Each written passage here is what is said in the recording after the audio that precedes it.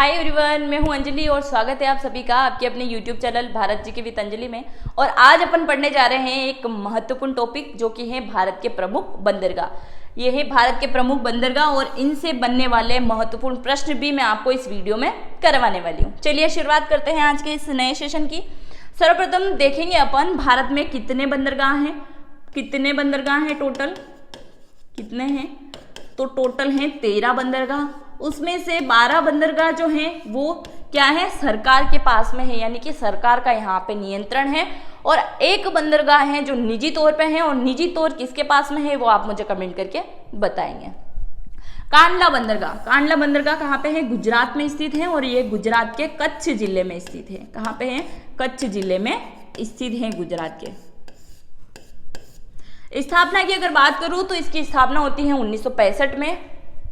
Next है, पूरे विश्व के साथ आयात निर्यात होता है। कहाँ से होता है? बंदरगाह से, यानी कि पानी के मार्ग से क्या होता है, देश विदेश में आयात निर्यात किया जाता है इन बड़े बड़े कंटेनर के माध्यम से। आप देख सकते हैं कांडला बंदरगाह है, ये बहुत सारे कंटेनर यहाँ पे रखे हुए हैं और ये है पानी जहाँ से क्या है, जहाँ चल के जाएंगे और विदेशों में अपने यहाँ की वस्तु पहुँचाएंगे।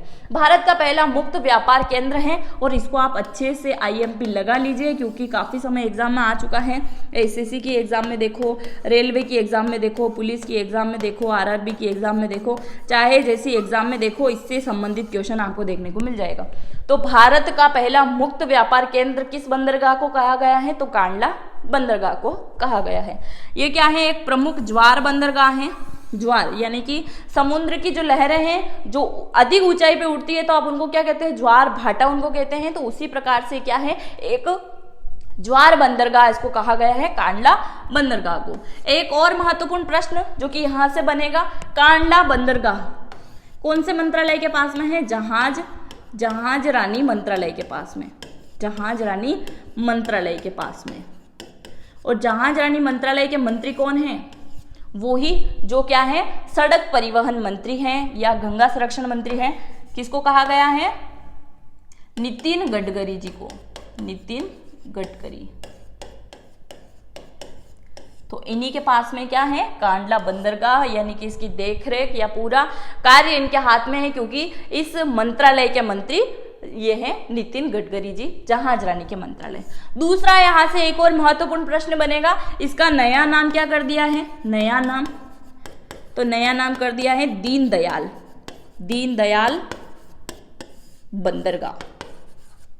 दीनदयाल बंदरगाह का इसका नया नाम रख दिया गया है। कांडला बंदरगाह को अब किस नाम से जाना जाएगा? दीनदयाल बंदरगाह के नाम से जाना जाएगा, जो किसको समर्पित है? दीनदयाल उपाध्याय जी को समर्पित है। आगे बढ़े। नेक्स्ट है मुंबई बंदरगाह। ये कहाँ पे स्थित है? तो ये मुंबई में स्थित है। मुंबई, महाराष्ट्र, नवी मुंबई में स्थित है। मुंबई बंदरगाह पर 6 द्वीप हैं, यानी कि ये जो बंदरगाह है इस पे 6 द्वीप बने हुए हैं और इन पे भी बहुत सारी चीजें हैं घूमने लायक। अगर आप मुंबई गए हो तो यहाँ जरूर जाके आइएगा। नेक्स्ट है, मुंबई बंदरगाह का मुख अरब सागर की ओर खुलता है। स्थापना 1873 में होती है और ये मुंबई का जो बंदरगाह है ये पश्चिमी छोर पे स्थित है। कहाँ पे स्थित है? पश्चिमी छोर पर स्थित है, क्योंकि ये वाले क्वेश्चन आपको कंफ्यूज करेंगे। एक आ जाएगा पश्चिमी छोर पे स्थित है और दूसरा आएगा दक्षिणी छोर पे स्थित है। तो ये स्थित है पश्चिमी छोर पर, ये आपको अच्छे से याद होना चाहिए। दूसरा यहाँ से एक और महत्वपूर्ण प्रश्न बनेगा, प्राकृतिक एवं गहरा बंदरगाह।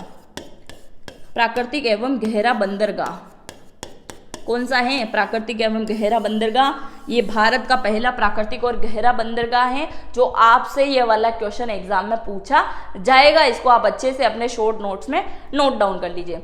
दूसरा, इसका पुराना नाम क्या है? पुराना नाम, तो इसका पुराना नाम क्या है? बॉम्बे ट्रांसपोर्ट। किस नाम से जाना जाता है इसको? बॉम्बे ट्रांसपोर्ट के नाम से इसको पहले जाना जाता था और अब इसका नया नाम हो गया है मुंबई बंदरगाह। आगे बढ़े। नेक्स्ट है नावा शेवा बंदरगाह। ये भी मुंबई का एक बंदरगाह है, जो कि कहाँ पे स्थित है? मुंबई के दक्षिणी छोर में ये स्थित है। यह बंदरगाह अरब सागर के तट पे स्थित है, यानी कि इसका द्वार, मुख्य द्वार भी कहाँ खुलता है?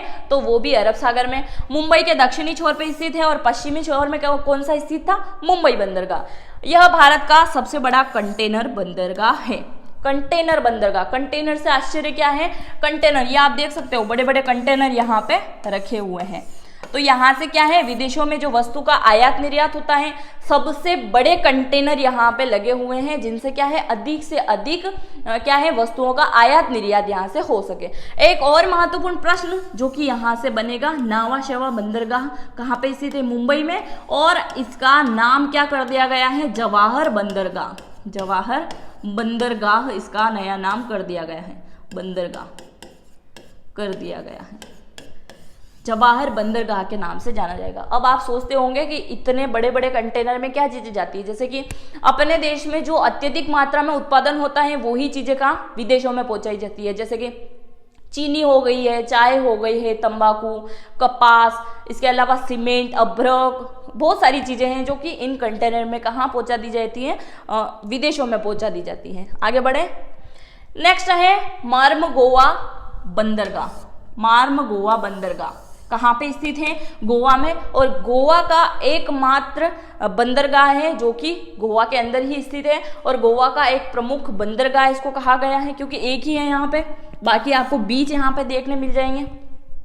दूसरा आता है, यहाँ से आयात निर्यात होता है, और देश और विदेश में कहाँ पे होता है, देश और विदेश में क्या होता है, यहाँ से आयात निर्यात होता है। तो यहाँ से सीधा सीधा एक ही क्वेश्चन पूछा जाएगा, मार्मगोवा बंदरगाह कहाँ पे स्थित है, गोवा में स्थित है, क्योंकि इसके नाम में ही गोवा का नाम आ रहा है, तो ये आपको अच्छे से याद हो जाएगा। ये देख लीजिए, ये गोवा है और ये यहाँ से इसके बंदरगाह की शुरुआत है जो कि बहुत सारी दिशा में जा रहा है, यानी कि बहुत सारे देशों में क्या है, यहाँ से वस्तुएं पहुंचाई जाती हैं। नेक्स्ट है मंगलूर बंदरगाह। कहाँ पे है ये, तो मंगलूर बंदरगाह कहाँ पे स्थित है, कर्नाटक में स्थित है मंगलूर बंदरगाह। ये बंदरगाह प्रमुख रूप से अरब सागर के तट पर स्थित है, ये भी अरब सागर, मुंबई वाला भी इसी में है, नावा शेवा भी इसी में है, और अब मंगलूर बंदरगाह भी इसी में स्थित है। इसका उपनाम क्या है, मंगलोर। मंगलोर, मैंगलोर, मैंगलोर, मैंगलोर, मंगलूर और मंगलोर, मंगलूर, सॉरी मंगलुरु।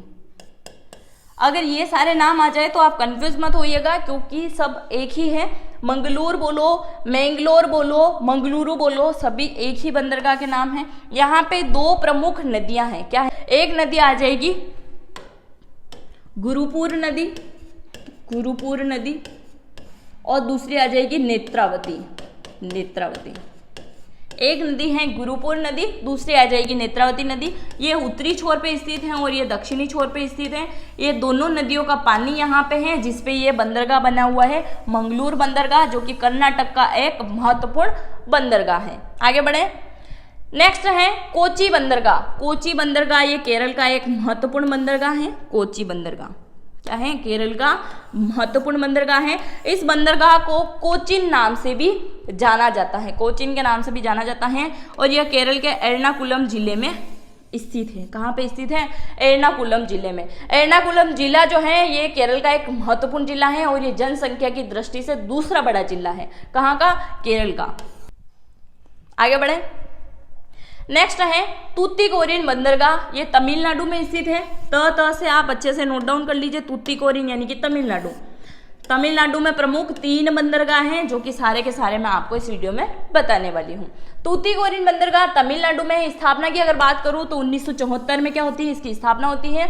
ये भारत का एकमात्र ऐसा बंदरगाह है जो रेल मार्ग एवं सड़क मार्ग से जुड़ता है, जैसा भी आप पिक्चर में देख ही सकते हैं। ये है क्या है, जल मार्ग, ये है रेल मार्ग, और ये है सड़क मार्ग, यानी कि तीनों चीजें यहाँ पे बना रखी हैं। और यहाँ से पूरे देश में और विदेश में क्या होता है, आयात निर्यात होता है, तो यहाँ से वस्तुएं पहुंचाई जाती हैं। और ये भारत का एकमात्र ऐसा बंदरगाह है जहाँ पे क्या है, रेल मार्ग की सुविधा है, सड़क मार्ग की भी सुविधा है, और जल मार्ग तो है ही है क्योंकि बंदरगाह है, तो तीनों चीजें यहाँ से पहुंचाई जाती हैं, इसलिए यहाँ से इंपोर्टेंट बन जाता है। तो आप इसको अच्छे से नोट डाउन कर लीजिए।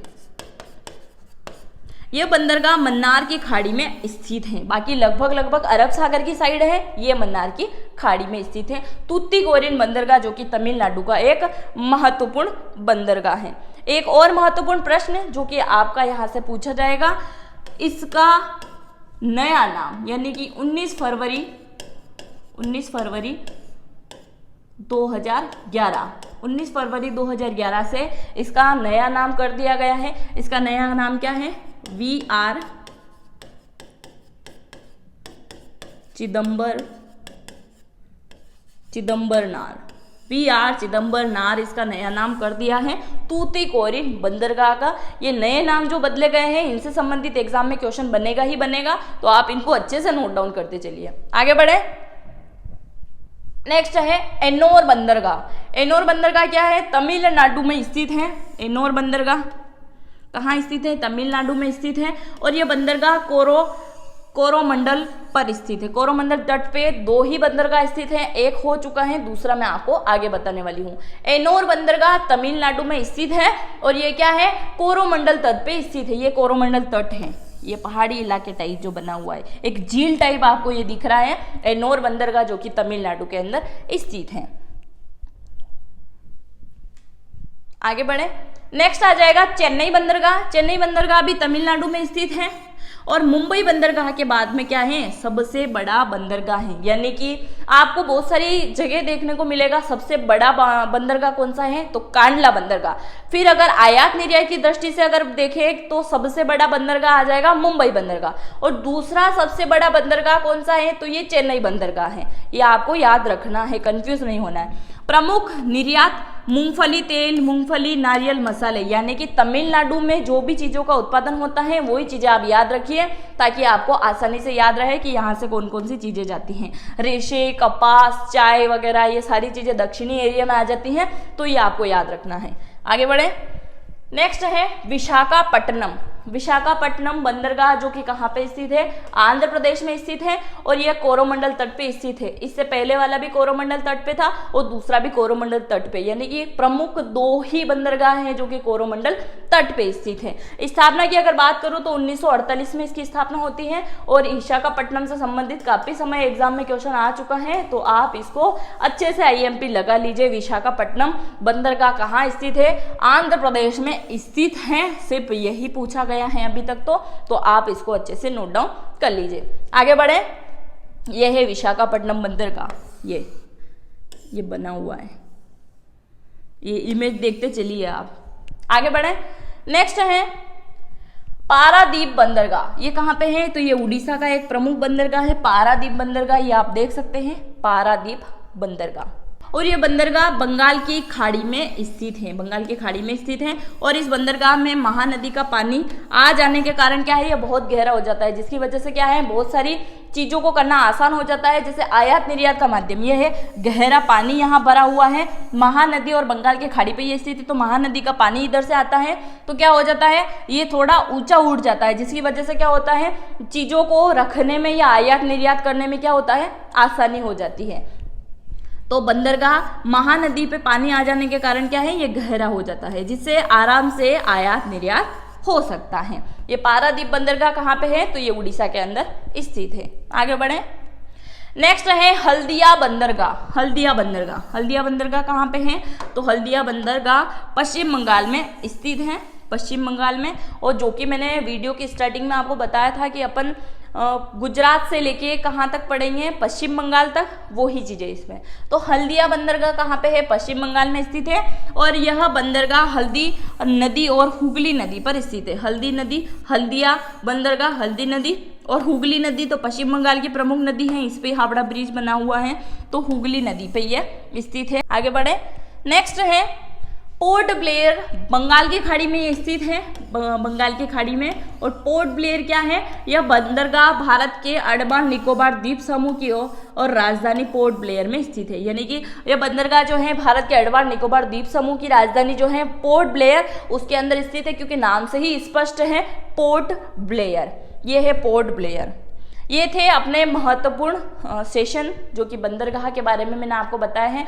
ज़्यादातर आपकी एग्जाम में बंदरगाह से संबंधित इतना ही क्वेश्चन पूछा जाएगा कि कौन सा बंदरगाह कौन से राज्य में स्थित है, बस इसके अलावा ज़्यादा डिटेल में आता नहीं है। जो भी था मैंने आपको बता दिया। अगर इससे संबंधित आपका कोई भी डाउट है तो आप कमेंट बॉक्स में कमेंट जरूर करिएगा, मैं उसका रिप्लाई आपको कर दूंगी। और मिलते हैं नेक्स्ट वीडियो में। जय हिंद, जय भारत।